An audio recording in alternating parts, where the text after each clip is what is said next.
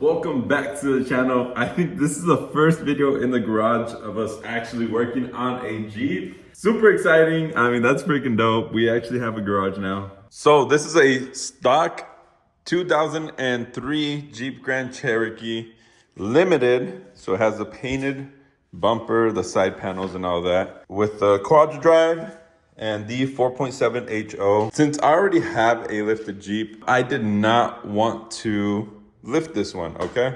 So I wanted to keep it stock, and for now, that's exactly what we're gonna do. What I will do is what I tell you guys to do before lifting a Jeep, which is fix all the bad bearings, fix all the bad bushings, make sure that this thing is running right, put money into fixing any issues with the motor before you even lift it. So that's what we're gonna do. This is definitely like a part one. Today we're just fixing something small, but eventually I want to do like preventative maintenance on the 4.7 HO, doing like timing and all that. The water pump is new, so we don't have to do that. Definitely have to do some of the bushings up front. And I can hear, I don't know if it's this wheel or that wheel, but there is a wheel bearing that needs to be replaced. So we're gonna do all that because eventually we are gonna lift it. Definitely gonna be a short arm lift. I'm thinking a 3-inch, maybe. It's either gonna be a 3-inch iron rock or a 4-inch zone lift kit. One of those two, we'll see what we end up with. Over here, I do have some core 4x4 arms. And I also do have a set of Troforge rear lowers that I'm gonna throw on here. It is gonna have a spacer on the A-arm and then 3 or 4-inch, I'm not sure yet, but we're gonna do that with some 31s probably. I don't want to go too much because I don't like trimming. I like the OEM look. And also right now, Najar Offroad, we are giving away a detail stubby bumper like the one that I'm running on my green Jeep and the same one that Chris has on his Jeep. So if you are interested, go on the website, najaraoffroad.com. Every dollar spent is an entry for the giveaway. I mean, that's enough talking. Let me show you what we're going to do today. We got this. We do have to replace the PCV valve. More importantly, what we do need to replace is the rubber hose because that's what's cracked and it's leaking oil. So I want to fix that. But since we're already there, new PCV, new hose. The hose though, this is not like what's on their stock, but this is what will fit on here. This is the only thing I could find that'll fit. And we got that at O'Reilly's. So it's definitely thicker than the original, like the outer diameter, but it should still do the same thing and it's not gonna be leaking oil anymore. So let's go ahead and replace it. All right, so this is where we will be working. The first thing we have to do is disconnect that clip there, remove the rubber hose, and then we have access to the PCV that we can twist off. Now make sure that they are the same, and it looks like it. What we will do is take off that clip first. Okay, so we got that clip off. Now what I'm gonna do is hold on to the hose here and just kind of twist it back and forth. Make sure that it's loose and it's gonna slide out easily. And it is because it's cracked right there. Be careful not to break any of the hoses though. Since we're replacing the hose anyways, I'm just gonna cut it. Ooh, there's a bunch of oil. There's a bunch of oil in there. And huge shout out to Martin Built for showing how to do this. Huge shout out to Martin. Okay, so right there I twisted it. And then now without the hose, we have enough room to pull it out. Bam, and bam. So here is the old one. That looks very dirty. Comparing it to the new one. All right, so we got the hose cut and we got the new PCV. So we're gonna go ahead and stick it. It's gonna go like this and then twist this way.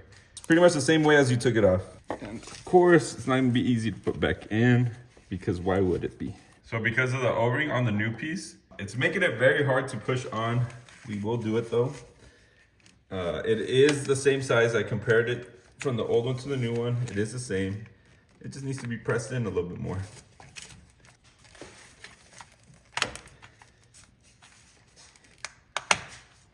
Okay.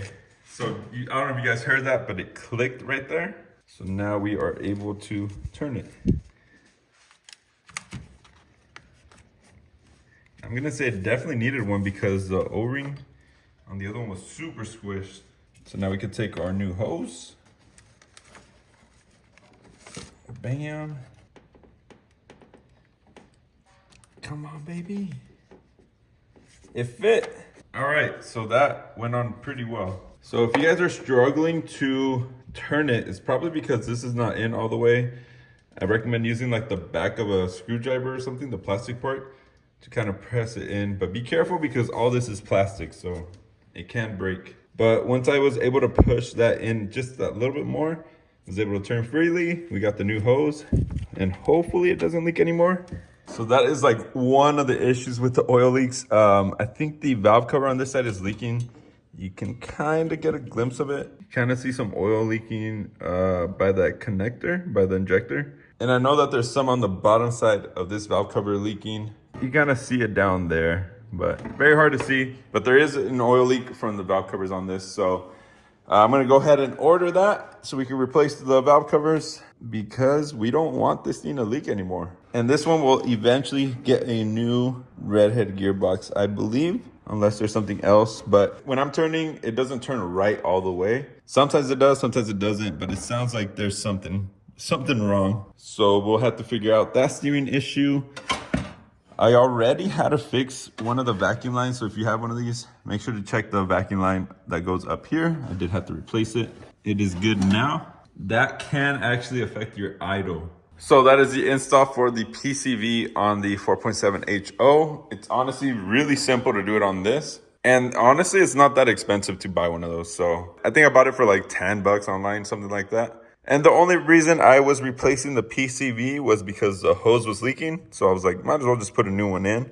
And after taking it out, the old one is like full of gunk. So I'm glad that I did that. Here is the hose, and this thing is like rock solid. So you know the rubber was bad on this. So at least the part is new. It's not gonna leak any more oil here, but we do still have more oil leaks to fix. And like I said, this one I'm treating as if I was one of you guys watching my videos. And I always say, work on the Jeep first. Make sure it runs perfect before you lift it, because if it's not running good now, if you have a steering wheel shake, it could be a bushing, it could be a steering end, and when you lift it, it's gonna reveal all those issues. So if you don't wanna worry about that when you lift it, make sure you do all the preventative maintenance first. So anyways, that'll be it for this video. On the next one, I'm not sure what we're gonna do. Maybe the valve cover gaskets, and if we do the valve cover gaskets, what color should we paint the valve covers? I'm thinking Rico red, but you guys let me know down below, and I'll see you guys on the next video.